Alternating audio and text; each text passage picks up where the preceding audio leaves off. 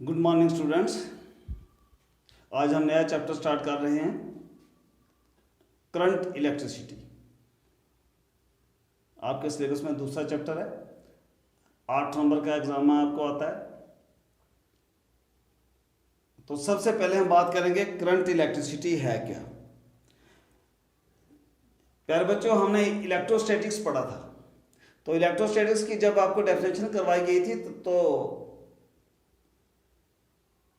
हमने कहा था कि electrostatic is the branch of physics which deals with the study of charges at rest.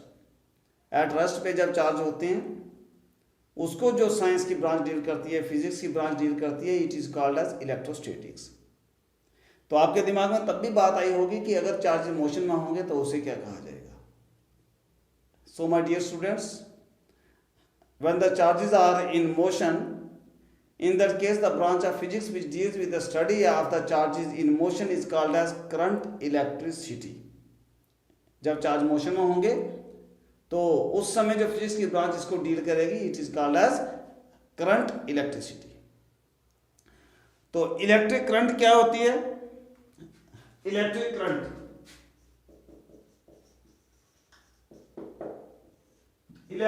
होती है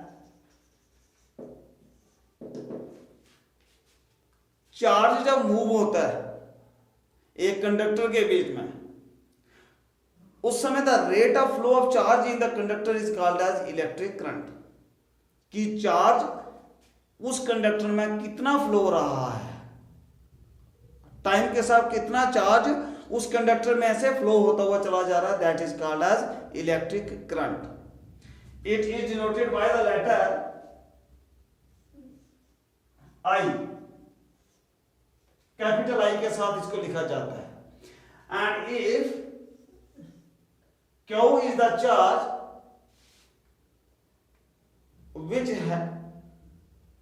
which has passed through a conductor in time t, then the electric current is given by I is equal to Q divided by T। और अगर dq is the variation in the charge in time dt, and then I is equal to dq बटे dt हो जाएगा। मतलब कहना क्या हो गया कि रेट ऑफ चेंज और rate of flow of charge in a conductor with respect to time is called as electric current. इसका यूनिट की अगर हम बात करते हैं तो ऐसा unit of electric current is ampere, AMPERE, ampere. And it is denoted by letter capital A के साथ इसको लिखा जाएगा। तो अगर हम इसकी बात करें तो ये 1 एम्पियर हो गया, इज इक्वल टू कितना हो जाएगा, चार्ज 1 होगा 1 कूलम, और डिवाइडेड बाय टाइम आएगा 1 सेकेंड। तो इसका मतलब क्या हो गया कि 1 एम्पियर चार्ज कितना होगा, it is the charge when it is the electric current, sorry, it is not the charge, it is the electric current when 1 coulomb of charge flows through a conductor in 1 second। 1 coulomb charge अगर एक conductor में 1 second के लिए बहता है, flow होता है, तो उतनी करंट को हम कहेंगे 1 एम्पियर करंट है। तो अगर हम इलेक्ट्रॉन वगैरह की बात करें जो इसमें बहते हैं, तो in case of conductors are the solid conductors, valence electrons are the charge carriers। In case of liquid, positive and negative ions are the charge carriers, and in case of gases, positive ions as well as electrons are the charge carriers। अब हम बात करते हैं कि electric current जो हमने बात की है, इसकी डायरेक्शन क्या होगी, किधर को जाएगी। So by convention the direction of flow of charge is the direction of the electric current।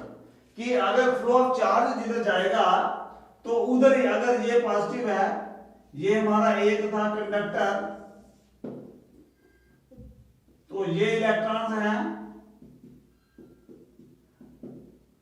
Bye convention क्या होगा कि अगर इधर पॉजिटिव है इधर नेगेटिव है, तो अगर ऐसे फ्लो ऑफ चार्ज जा रहा है, चार्ज ऐसे जाएगा, तो ये आ गई हमारी इलेक्ट्रिक करंट, जो हमारी कन्वेंशनल करंट है उसकी डायरेक्शन होगी। लेकिन हम जानते हैं पॉजिटिव चार्ज तो मूव नहीं होते, इलेक्ट्रॉन्स मूव होंगे, और इलेक्ट्रॉन जो होते हैं वो हमेशा इस तरफ पॉजिटिव की तरफ जाएंगे, इसलिए इसको इलेक्ट्रॉनिक करंट कहते हैं, इलेक्ट्रॉनिक करंट। और ये इलेक्ट्रॉनिक करंट हमेशा अपोजिट होती है इसकी कन्वेंशनल करंट की, इसलिए एक्चुअल प्रैक्टिस में direction of the current is opposite to the direction of movement of the electrons. Electron जिधर को मूव हो रहे होंगे उसके अपोजिट टाइम में ही हमारी डायरेक्शन ऑफ द करंट हमारी मानी जाएगी। और इलेक्ट्रिक करंट जो है तो ये एक स्केलर क्वांटिटी है, ये एक स्केलर क्वांटिटी है। अब कितने तरह की करंट होती है, टाइप्स ऑफ करंट्स। एक करंट तो होती है नंबर 1, आपको पता होना चाहिए, इसको हम कहते हैं स्टडी करंट।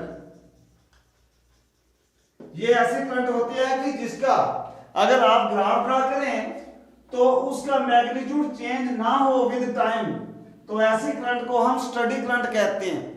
जैसे मैं यहां पर एक ग्राफ बना देता हूं, ये इस तरफ टाइम था, इस तरफ करंट थी, जो करंट को आई के साथ लिख देता हूं मैं, और ये इसका ग्राफ था।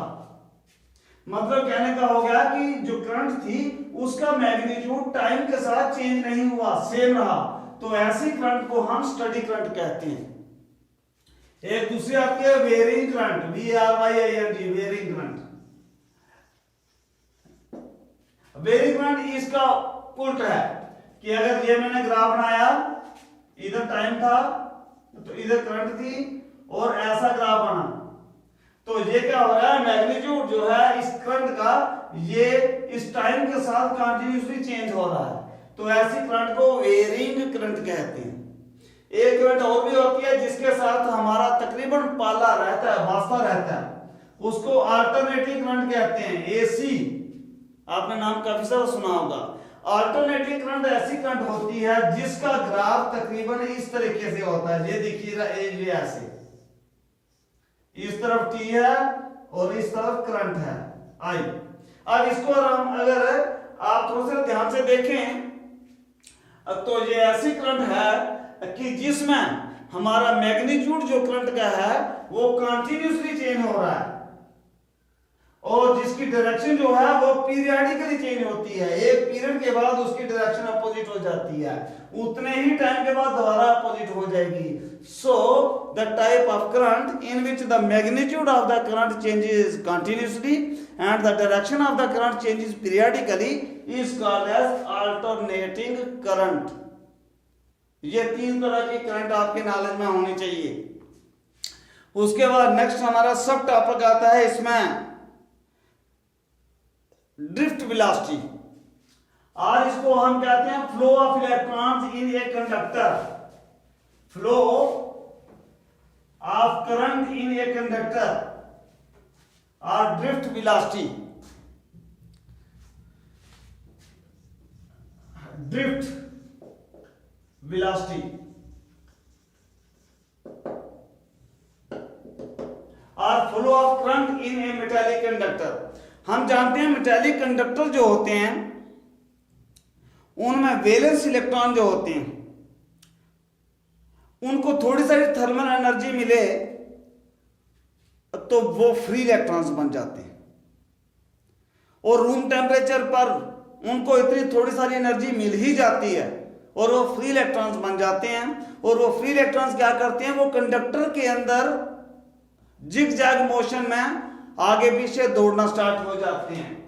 अगर मैं ऐसे यहां बताने की आपको थोड़ी सारी कोशिश करूंगा, अगर सपोज कर लो ये हमारा कंडक्टर है और ये इलेक्ट्रॉन्स थे हमारे पास जो वैलेंस इलेक्ट्रॉन थे, और इसको जो थर्मल एनर्जी इतनी थोड़ी सारी रूम टेम्परेचर पर मिल गई, और ये इलेक्ट्रॉन्स क्या होंगे, ये जिग जैग आगे पीछे चलना स्टार्ट हो जाएंगे। ऐसे कोई इधर जाएगा कोई उधर जाएगा, आवारा ऐसे आगे पीछे जिग जैग मोशन में वो आगे पीछे चलना स्टार्ट कर देंगे।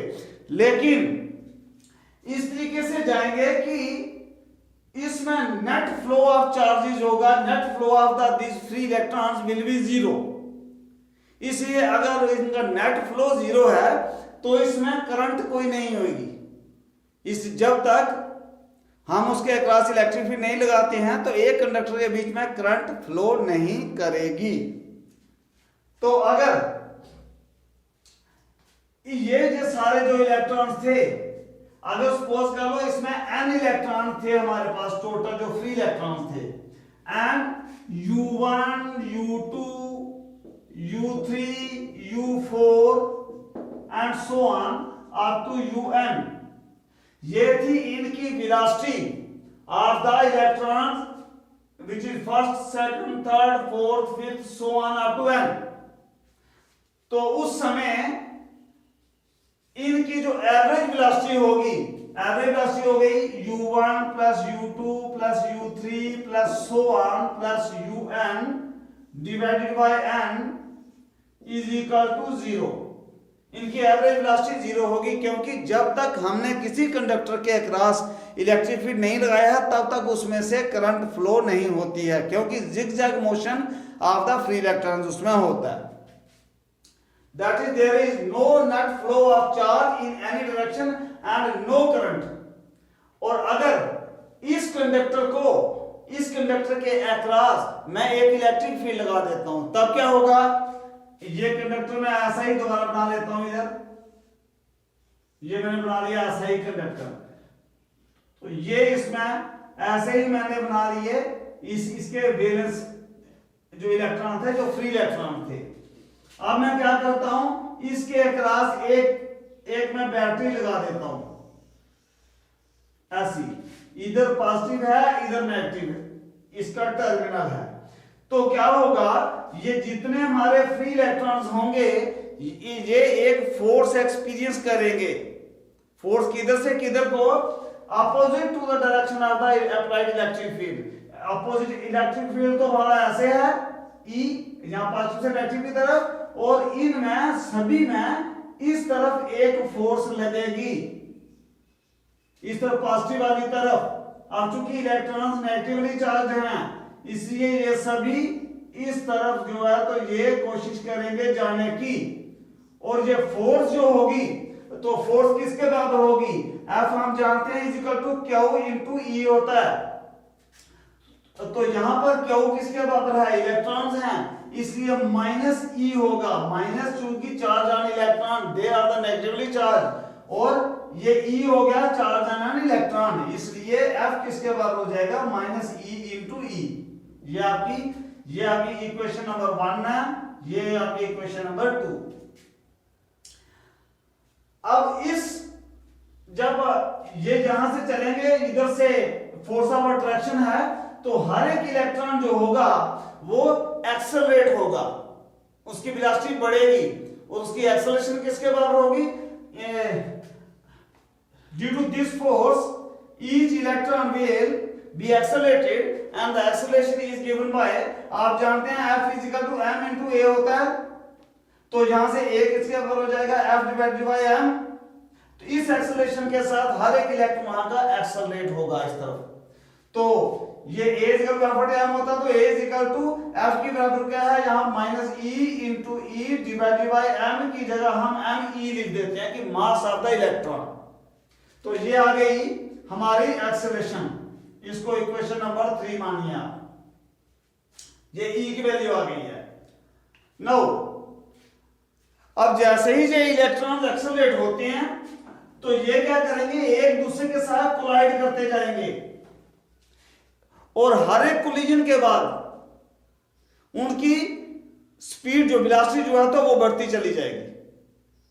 मतलब कहने का हो गया कि ये जितने जब इधर जाएंगे तो ये एक दूसरे के साथ एक्सेलरेशन जब होगी, इनकी वेलोसिटी बढ़ेगी, तो एक दूसरे के साथ कोलिजन करेंगे, और हर एक कोलिजन के बाद इनकी वेलोसिटी बढ़ती चली जाएगी। इसलिए एक ऐसा इलेक्ट्रॉन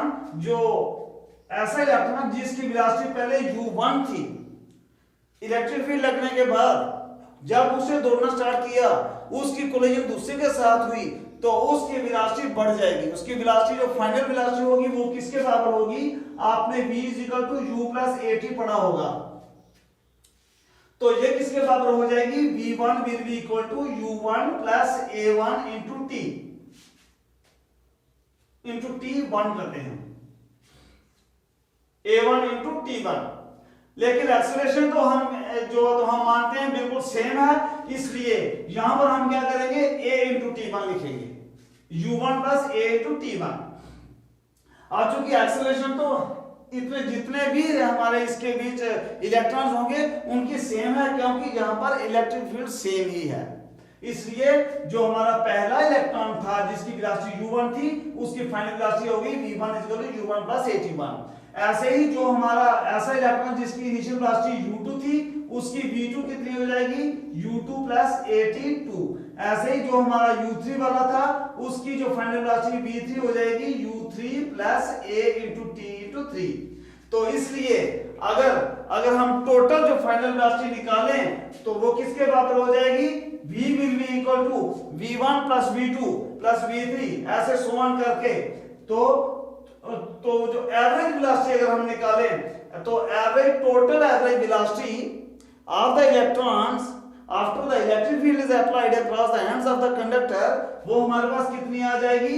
ये आ जाएगी, ये आगे v1 plus v2 plus v3 plus so on plus vn divided by n। अगर n हमारे पास टोटल इलेक्ट्रॉन्स हैं तो अब इसकी वैल्यू लगाइए v1 v2 v3 की, तो ये आ गया u1 plus at1 plus u2 plus at2 plus so on plus un plus atn and divided by n। तो इज इक्वल टू, अब इसको मैं ऐसे लिख सकता हूं u1 u2 up to u1 अलग लिख लूं, at1 at2 अलग लिख लूं, तो मैं ऐसे लिखता हूं u1 plus u2 plus so on plus un divided by n plus at1 plus at2 plus so on plus atn divided by n। अब हमने अभी किया था स्टार्टिंग में कि u1 u2 un plus divided by n, ये जो चीज थी वो हमने इक्वेशन फर्स्ट पहले लिखी थी, दिस वाज 0, तो ये आ गया 0 plus at1 plus at2 plus so on plus atn divided by n। तो इज इक्वल टू, इसमें से a अगर मैं कॉमन निकालूं तो अंदर में लिख सकता हूं t1 plus t2 plus so on plus tn divided by n। तो इसको मैं लिख देता हूं a into t, where t is equal to t1 plus t2 plus so on plus tn divided by n, and it is called as relaxation time। It is the time elapsed between the two collisions of an electron। एक collision से जब निकला वो आगे और दूसरे collision तक का जो टाइम है वो एवरेज टाइम हो जाएगा। It is called age relaxation time. And this equation and this velocity and this average velocity, जिसको मैं कहूंगा एवरेज वेलोसिटी, ये जो है इसको हम कहते हैं drift velocity. It is denoted bye vd, इसको vd के साथ लिखा जाता है। And it is the velocity with which the electrons are drifted towards the positive end of the conductor after the application of the electric field and is called as drift velocity। v is equal to at।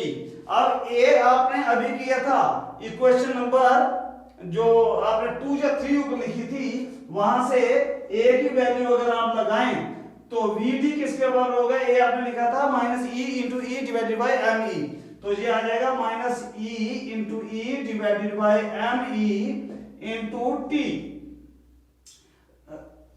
तो ये expression है drift velocity की। And thus आप कहेंगे thus when the ends of a conductor are connected across the ends of a conductor, then the electrons are drifted towards the positive terminal of the battery with a velocity which is called as the drift velocity। इसको हम drift velocity कहते हैं। और ये होती कितनी है? तकरीबन इसका ऑर्डर जो होता है ये होता है 10⁻⁻5 मीटर पर सेकंड के आसपास ये होती है, इस ऑर्डर के आसपास ये ड्रिफ्ट वेलोसिटी होती है। So my dear students, this was all about the electric current and drift velocity. और ड्रिफ्ट वेलोसिटी की जो एक्सप्रेशन आपके दिमाग में अच्छे से रहनी चाहिए, इस पे हम आपको न्यूमेरिकल कर देंगे एक. And so thank you for watching. Stay home, stay safe. Thank you very much.